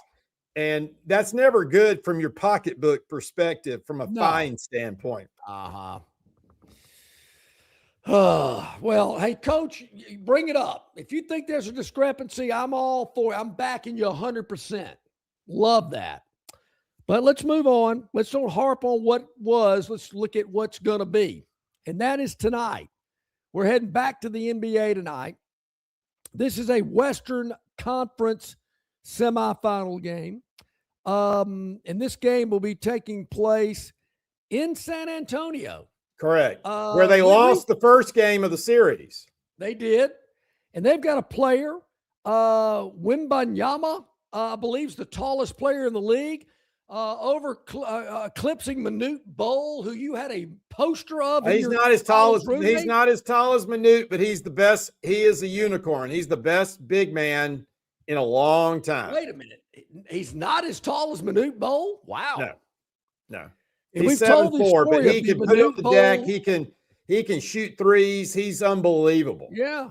Block shots. Where did you get that Manute Bol poster you had in college? So I worked in D.C. for Senator Heflin, and I wasn't going to let you get the facts way over wrong. You said I had it at an angle. I had it directly horizontal, and it took up a whole wall of 7 feet 7 inches because he was number 77 for the Washington Bullets. Yeah. And every morning I'd wake up and I'd roll over and I'd look Manute in the eye, and we'd start our day together. Oh, do I remember? Wow, 40 years ago. All right, so tonight, 7 o'clock. Hey, John, and also that summer I bought something that I wish I could find, but they're gone now. You may remember these. I had some swim trunks or shorts that had Elroy from the Jetsons on them. I think my Elroy shorts are no longer, and that's an iconic thing. I wish I had. No kidding. Wow. What was the maid's name? Rosie. Yeah. What's the dog's name? Astro. Roar. See, I was a big Johnny Quest guy. Loved Johnny Quest growing up. There you go. He was my favorite. All right, so tonight, 7 o'clock, NBC, the Timberwolves of Minnesota heading into San Antonio. They're probably already there, I would imagine.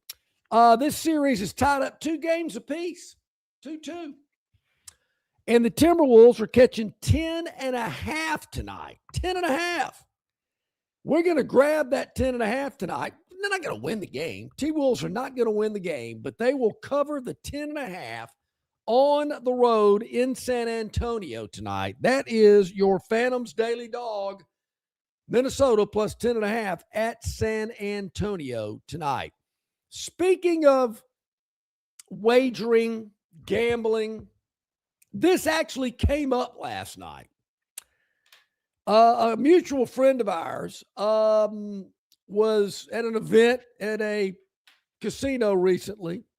Casino games came up, and I shared with him the story of you hammering the Keno in Vegas. I believe was at the Bellagio, if I'm not mistaken. No. It Caesar's was at Palace, Mirage. the Mirage. The We Mirage. were eating a Philly cheesesteak in the diner of the Mirage, playing Keno for $10, and I turned it into $1,200. Yeah. And I was one number away from 12,000. And somebody I think that was there with you, me, I said, you're wasting $10. Nobody wins at Keno. And this guy wins $1,200 on a $10 bet. And I gave each of you $100 bill, and to go to play 4 hands at the 25. That's when $25 was the big deck. That was a big versus thing. 10, and y'all blew it immediately. And I gave 100 to the waitress who was smoking and pregnant. I remember you can envision that. I do remember that. You know, yeah. I will say that was one of the best steak sandwiches. I used to take them home. Before I'd leave, I'd get them to wrap them up in a bag, and I'd bring them home with me. They were so dadgum good, the steak sandwich at the Mirage, which, of course, the Mirage is no longer. That's right. It's a Mirage. It is now a Mirage. Yeah, it is. But, man, when they opened that place, it was the place in Vegas. It was so cool. It was so happening. If I'm not mistaken, Keno is no longer a game in the casinos. I don't believe they have that anymore. I've not seen it anywhere. I'll say you talk about old time Vegas, and I think you're on this trip. Do you remember where we stayed? One place that we gave it its own nickname. We stayed at the old Sahara. Oh, and we dubbed it the Saharable. Yeah, the Saharable, the Dunes, the Desert Inn. The DI. We had a friend of ours that loved to stay at the DI. The DI had its own golf course. It's now the Wynn. Right. That's where the Wynn is right now. It's a little bit different. It's a little bit different now. Yeah, and they put a ton into that golf course. But, man, I hadn't been to Vegas. It's been a while since I've been out there. I was making a pretty regular trip out there back in the day. But, Fremont Street, yeah. Now, I'm telling you, you go to the Golden Nugget, you go to the Horseshoe, that's old Vegas. So we went, I don't know that I ever went to Fremont any of the times we ever went, but I went this year with Gurn Jr., and I could not convince him to do they had a ropes thing where, what do you rappel? What do you go through? Yeah. You fly through Fremont. Couldn't convince him to do that. But, hey, look. Vegas is like nowhere else as far as the people who are there. It's the craziest. And I will say this, I will be the biggest advertiser for Vegas and the Sphere. The Sphere is the most amazing place I've ever been. And we went to see Wizard of Oz there, which was 4D. It's a top 10 I've ever done. And it's just the best. So, people that have gone to concerts out there, they rave about it. I'd like to do that too. If they ever have Hall & Oates, you have to go. Well, to the Sphere. They broke up. They'll be back together for the Sphere. They broke up, and then there's a lot of tension in Journey. As a matter of fact, there's allegedly a big announcement coming out today about Journey. I'm keeping a tab on that. All right, so you heard it here first, and don't ever let true facts get in the way of a story. Oh, heck no. I'm going to tell you up front, this may be total horseshit. But I'm looking out the window of our office, and you can see Titan Stadium and the new stadium. Yep. And over to the right, there's like a steel yard that's just it's just been crap for 100 years. It's wasteland. It's nothing. And the guy sitting next to me goes, the rumor is they're going to clear that off and put a Sphere there. I have heard that. Now I know they're thinking about putting one in DC area, but it's become, or Baltimore, DC or somewhere. Yeah. Everybody laughed about it. It's $1 billion facility, $2 billion maybe. Yeah. And they've made money. They went ahead and made money on it this quickly. It's crazy. It's a destination. Yeah. People come. I did hear that about Nashville. That'd be kind of cool. There again, I haven't been to the one in Vegas, so I don't know. I'd like to see it and see what it's all about. Maybe I'll go see Kenny Chesney out there. I think he's playing the Sphere again this summer. I saw where the Eagles are playing the Sphere again. They play there. Yeah. They were in Nashville. They were in Nashville last weekend at Vanderbilt Stadium. Yeah. They were Jazz Fest, came up through Atlanta, Nashville. They're kind of, that's amazing. Those guys still tour, and they still sound pretty good. I mean, I will give them that. But this could be their last leg. Who knows? But I did hear that about Nashville. That a Sphere could be there. That would be kind of cool. I don't think it would take away from anything that Nashville has. No, Bridgestone, Bridgestone has good concerts, but it has lots of other things too. Yeah. So Yeah. All right, you brought this up earlier. This did kind of surprise me. About football revenue through donations, I believe it is. I'm looking it up to get the exact the we were donation second. revenue. Texas was first. Auburn was like fourth or fifth. Donation revenue. This is interesting. And there again, is it specifically, sports specific contributions is what they're calling it. Sports specific. So obviously it's specifically football. Doesn't say it, but it says sports specific. Alabama. Yeah, because there's another graph that shows where they add other sports to it too. You'll see some basketball and stuff like that. But look at the bottom. Yeah. I mean, was it South Carolina that had like 17? Well, you got Arkansas, Kentucky, and Mississippi State that don't even show up on the graph. Yeah. Well, South Carolina and Missouri are the two schools with the lowest actually showing up on the graph. Right. South Carolina, 5.9 million, Missouri, 5.8 million. Arkansas, Kentucky, and Mississippi State did not report any money as football specific. Yeah, and they've got there's some other graphs out there, but it just shows you, but that's a year, okay? Yeah. And it shows you year over year, and that means you got to do it again this year. Well, exactly. Alabama had 53.6 million this year, 53.5 million the year before, so it had a bump of $100,000 there. But Texas brought in the most with about 59.5 million. They had 63.3 million the year before that. You had other schools. Oklahoma ranked third at 52.5 million. Tennessee at 50.5 million. Georgia was 44.1 million. Auburn, as you mentioned, they were ranked behind Georgia at 42.8 million. Texas, Alabama, Oklahoma, Tennessee, Georgia, Alabama, Florida, LSU. So Ole Miss, A&M, and South Carolina, Missouri. I'm surprised A&M's football contributions are not greater. I think they have another source that maybe doesn't show up.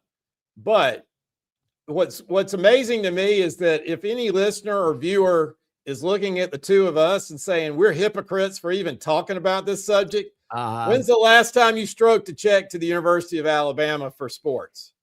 Me? Yeah. Probably when I was in Tide Pride about 30 years ago. Yeah. I have never stroked a check to Tide Pride or others, but think about the people that have, and they do it every year for their box or for their seats or whatever.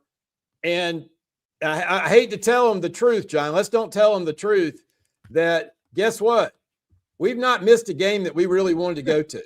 Have you missed a game you wanted to go to because you couldn't get a ticket? There's a way to find a ticket. We can't be the only people out there that have found a way to find a ticket. And I've sat in some tickets that you had that you gave me that were the best ever. Yeah. The Mount Cody game, I sat in probably the best seats I've ever sat. And those were tickets you had. And I mean, I'm just saying that we got from somebody else. Sure. I mean, it's crazy. And I guess if you want to make it your life, your fall, and you're going to commit 8 weeks to it, or not, whatever it is, 6 weeks plus, that's fine. But, you know, if you live in Montgomery, that's fine. If you live in Birmingham, that's fine. Just drive over, drive back. I'm 2.5 hours. It's not enjoyable for me to go, like people from Huntsville. Yeah, you know, they're far enough. Nashville, I mean, you can drive, but that's not an enjoyable drive, and you can't enjoy yourself. You got to have. It's interesting. You're right. I mean, unless you've got a game day condo or you've gone in with some of your buddies and rented an apartment for the whole year that you're going to use maybe 10 times. If you go to a couple of basketball games, or you make some hotel reservations where they jack up the price and it's a 2-night minimum. Well, it's a season minimum. You have to do 2 nights for the season. Yeah, I mean, it's that's usually about $1,000. That's $1,000 a weekend for 6 weekends at a not the nicest. All right. So my question for years now: how long will this last? How can they sustain that? How long are people going to continue to not only spend the money, but devote the amount of time that it takes to go to college football games in the SEC, particularly at Auburn or Alabama? Well, Auburn, Alabama, it's the only show in town. Okay. Talk to Gurn Jr. about Nashville and pro sports. Go to any NFL city. You know, it is bigger, believe it or not. I know this is blasphemous. NFL fandom is bigger than college fandom because it goes to everyone. Everyone can be a member. You're not going to have you're going to have your rivalries, but if you're in Atlanta, you can be a Falcons fan, or Miami. You know, you've got that loyalty. You just hear it every week. So, and you don't have the same kind of commitment to it. Although it's probably just as expensive for tickets and things like that. You have to be financially committed. You don't have the same kind of game day experience. Everybody can talk about the tailgates at NFL. That's great. But if it's a noon kick, that's my gripe. It seems like every Titans game is a noon kick, and I don't want to drive up here. Tailgate at 10 o'clock in the morning, and then, I've never maybe an hour or two afterwards let traffic go.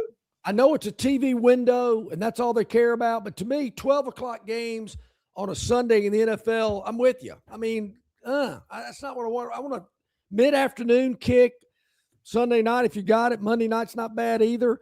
But I don't like the 12 o'clock NFL game. But obviously, they don't care because the networks want it. They want that window. People go to the games. They show up, particularly in the Northeast, which is a 1 o'clock kick. And what's so funny about it is give you if you ever do get that afternoon kick, it's like the hugest deal in the world, or a Monday night game or a Sunday night game. Correct. It is the biggest deal in the world because it's special. It's just not that dog shit. I've been to Saints games at noon. I've been to 3 o'clock kicks. I've been to a Monday night game. You're exactly right. That 3 o'clock kick on a Sunday or a Monday night game, totally different feel than a noon kick on a Sunday. Totally different. And there again, I prefer those, but they ain't asking me. But back to the original point. There's a lot of money and time invested in following college athletics, particularly college football, particularly at Auburn and Alabama. I love it. But I hate to sound like that guy that, if I don't make it this week, it's not going to kill me because I can watch it on my 70-inch flat screen with my surround sound, eating my food, drinking my liquor with my bathroom right there. And if I want to go to another game, I'm able to do that. And here's another thing. And there again, I hate to sound like the guy, get off my lawn. But the last time I went to a game and sat in the stands, just telling you, they stood up the entire game. Nobody sits down. And I'm thinking, well, I don't want to come up here and stand up for 3 hours. Yeah, you are that old man now. You are that. You're not part. I love the experience. That doesn't bother me. I'm okay with that. All right, I've got a solution. Okay. It's not necessarily revolutionary, but Greg Sankey gets with Tony Petitti at the Big Ten, and they sit in a room and say, "Guys, this shit is just gone crazy. We got to stop crazy. Here's what we're going to do. We're going to take what does the Big Ten have? 18, whatever they have. Yep. We're going to take our teams. We're going to take 14. We're going to get Notre Dame because we're doing it. We're going to get the Big 12, and we're going to get the ACC. And we're all just going to start our new conference. Okay. It's called the Big Boy Conference. I want you to trademark that for me today because I brought that up 25 years ago. Big Boy Mowers already has that. So, the BBC is over. Can we, since that's a foreign company, can we still use BBC? Yeah, we can do. Yes, BBN. Okay. So Big Boy Conference, Big Boy Network. So we do that. We make our own rules. Sure. We do whatever we want to, and we do it in a way that's not going to break the bank, and people have to abide by it. And we'll spend money on it, and the kids will make their dollar, they'll make their jack, but you're not going to have a $10 million quarterback that could get hurt. And, you're going to have whatever it is. It's going to be like the minor leagues for the NFL, which it should be. Okay. And I don't know, maybe we keep the non-rev sports with the NCAA. Okay, fine. They can do other, I don't now, know. Basketball will come with on that because of the money. I do think you're heading in the right direction. I do think we're going to have a super conference. I think it'll be Big Ten, SEC, some ACC schools, maybe a Big 12 or two in Notre Dame. Maybe, 50 schools, some number close to that. And everybody else, the group of five will go do their own thing. It's just the fact of the matter. I don't want to hurt anybody's feelings. But, the group of five needs to go do their own thing, have their own bowl structure, their own playoff structure, get hooked up with a network, do their own thing. That's what the Big Ten and the SEC want ultimately anyway. And I think that's what the fans want. You got a better product. The TV networks have great games every week. There's none of this Mercer and Abilene Christian and all that crap that we got to go through. And if I'm paying that kind of money, those aren't the kind of games I want to go to. Well, here's the prerequisites to be in our big boy league. You have to spend X amount of dollars on your program. Okay? That's just a requirement. Okay. That way, anybody that you're not going to get in there because Wake Forest has been there in the ACC. If they want to bite off the nut and they want to pay the money, to be in this league, then they'll pay the money. If not, they'll choose not to. That's okay too. You also lose in your rev share if you're not in the big network. Hey, listen, can you remember all this? Because when I'm out one day and you're sitting in with Barry, can you lay all that down for him? Is he going to be hostile to it? No, he's going to be hostile to it. He's hostile to it. Yeah. So you want me to say no? And look, let's be honest. What's big to Troy? Okay. What's big to Troy is winning their conference. Sure. Okay. Wouldn't it be bigger to win a national championship, which they have done in the past? Have an opportunity. Much better chance of winning a national championship in that format than they are in the current one they're in. You got to know thyself. Yeah. And there's nothing wrong with it. Well, what did Harry Callahan say? Man's got to know his limitations. It's not like we're trying to say we're better than everybody else. Let's just realize who everybody is. Perfect. I don't know. It's well spoken. Well spoken by a lawyer. Very well put. All right, I believe the Gurn Jr. Victoryland 777 topic wheel. We need to take a quick break. I believe one more to go. The wheel's warming up. We're going to take one, come back, hit that wheel. I know we can get through it. Don't you worry. Oh, yeah, we'll be through it. Drive away in a Ford F-150 or win your share of $25,000 in free play. during Victoryland Casino's Truck and 25K free play giveaway. The more you visit, the more chances you have to win. Visit our Players Club and check out this month's exciting free play promotions. You'll have more fun at Victoryland Casino, where you can be a winner too. Victoryland Casino, off I-85 exit 22, Shorter, Alabama. Drawings May 29th and 30th. Must be 21 or older. Must be present to win. The Declaration of Deal sales event is on at Stivers, Alabama's #1 volume CDJR dealer. Grand Cherokee's over 11 grand offers 0% for 5 years. Encompasses 5 grand off. Only at Stivers, Chrysler, Dodge, Jeep, Ram. The Declaration of Deal sales event is on at Stivers. New Ram, 16 grand up for 0% financing. And heavy duties, 13 grand off with Ram's 10-year, 100,000-mile limited warranty. Only at Stivers, Chrysler, Dodge, Jeep, Ram. All right, Will is up, ready to go. It's spinning 6 topics. As always, we don't know what they are. We haven't seen them yet. Let's go for it. Highlight of my day, John, and I'm putting my glasses on so I can read these. My bad. Yeah. I say that a lot. I had a teacher that never wanted us to say that. Drove her crazy if somebody said my bad. But I still use it a lot, even though I don't make a lot of mistakes. On-air apology after Italian Open star. Vomits on the Wait, court. we're going to see it? Here? Man, do I have to see this? Wait a minute. Okay. All right. Is it during the volley or is he after the? Is it center? Or I can't remember who. Huh. That'll make it throw up. Look at that shot. Yeah. That shot right there. Here it comes. Here it comes. Do I have to see that? Whoa, wait a minute. No. Wrong video. Wrong. I guess it's regulation. Thank you. I'm glad we missed the heave because I made it do a sympathetic puke on my end. So we got to be careful. Yeah, man. Of course, my glasses aren't strong enough to read what's highlighted there. But man, throwing up in competition. You ever had a sympathy puke, John? Sympathy puke. A trigger?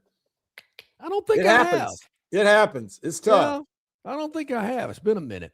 All right, let's see what else we got coming up. A lot of good colors here today: green, purple, yellow, red, blue. Natty, is this the beer drunk in Butler County? Natty, huh? I hadn't heard about that one. Washington dog Natty make Major League. We got a new character. Oh, there you go. This team is terrible. What type of dog? Highlight what type of dog that is. It's a cute dog. It is a cute dog. Do we know? It's not very mean looking. And I can't. What has that got to do with a dog? What has that got to do with the Nationals? I mean, so John, you've been to a national game, right? I never have. I've been by the state. All right, you need to go because they run the presidents, and that's the highlight of the game is the running of the presidents. Washington, Lincoln, Roosevelt, or is it the current? I think Grover Cleveland always loses. I don't know. Do they have a Trump? Do they have a Obama? Do they have a Biden? I mean, is it? Oh no, these are the historic presidents. All right, spin it away. All right, here we go. Blood in the water. I don't know if I can handle the blood. We'll see. Feeling nutty. Feeling nutty. Huh? Oh, here we go. Love the animal ones. Oh, we got an animal on the pitch at Bristol City. All City. Here we go. Well, this is like international soccer. Oh, yeah, I see it. Yep, there he is. There he is. He's on the field. Are you sure? Are we sure that's not a muskrat? Grab it. Come on, goalie. Grab it. Oh, he scored. He scored. Go. Cat went out on a baseball field. That's it. Yes, here he goes. No. Man, that's awesome. Man, somebody's feeding that cat. You better. That squirrel. You better quit feeding it. That's right. It's nutty. It is nutty. All right, here we go. 3 more to go. What is up next on the Victoryland 777? Not my boy, Gee Whiz. Not my boy, Gee Whiz. Who is Gee Whiz? Let's see here. Not my boy, Gee Whiz. Here's the mascot. That's a boom. Boom. That's the Washington Wizards. They're not very good either. I don't know if do they sign can you sign a release when you sit that low that in case you're hit by a mascot? Because That's, I think it's on the back of your ticket stub. well, maybe, but I thought I saw 3 guys in suits go over the guy and hand him a card. Yeah, I think you're right. You don't see a lot of billboard advertising in D.C. for some reason. I wonder if that's like a regulation or something. It may be. That was a good one. I'm a big fan of. Not my I'm a boys big fan of mascot mischief. No, yeah. All right, down to 2. 2 more to go. This could be interesting. Blood in the water. It's a shark. Team effort. Blood in the water. Did you ever see Jaws as a kid? All right, so he got ejected for this. The puck's out.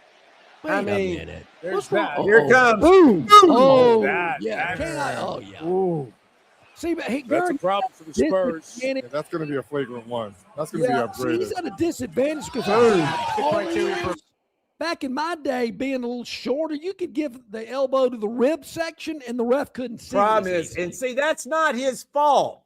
He's 7'4". Yeah. He has to, anything is, everybody's so far below him, and that's not, true. you can't blame him for that. That's true. But man, that's a fact. That wasn't a headshot. That was a throat shot. That was a throat shot. You hit your throat and it hurts. Ooh. I mean, that hurts. Tough. That's going to hurt for a while. It will. It's a little bruising, I think, with that. Yeah. That is All right, unlike team the throat effort. slash, which I don't know why refs throw a flag when a guy gives his opponent the throat slash. Never had a problem with that. All right, let's go on. Last one. Got to spin Team it to make effort. it Let's see what we got on the team. Team effort, I believe, is the topic here, folks. Victoryland 777 topic wheel. And team effort is going to be, he's loafing. Oh, I hate on goals. I hate on goals. Let's see what we got. Man, guys, all right, you got the ball. He's milking the clock. Yeah. Takes his time. Yeah. And kick it behind himself. Rolls it out about. Oh, look at this guy. No. He was half-assing it, and look what happened. Good for that guy. Oh, and then but then the other team, the defender kicks it in at the end. You guys see this? He missed it. They had 2 guys that could have saved the goalie, but they didn't. Yeah, look at that. Pretty smart. That's called hustle, folks. That's also like the old hidden ball trick. The hidden ball trick with a pitcher. You sneak up behind them. That's that's a great video. That's a great video. Yeah. Man, good stuff, Gurn Jr. on the Victoryland 777. Great wheel today, Junior. Great wheel today. You got that right. Hey, Gurn Sr., thanks for hopping in today. Troy UAB later today. Barry's taking care of that. He'll be back tomorrow, as will our man CJ Duncan, Yellowhammer News. We'll check in with Will Fisher as well, get some PGA thoughts as the second major of the year is this weekend. And, of course, we got the T-Wolves plus the 10.5 at San Antonio for the Phantoms Daily Dog. Got it. Gurn, thanks again, my man. I know we'll do it again. Have a good day and a good week. Great day. All right. Everybody else, you have a great day as well. We're back tomorrow. Thanks for watching. Hit that like and subscribe button. Back tomorrow.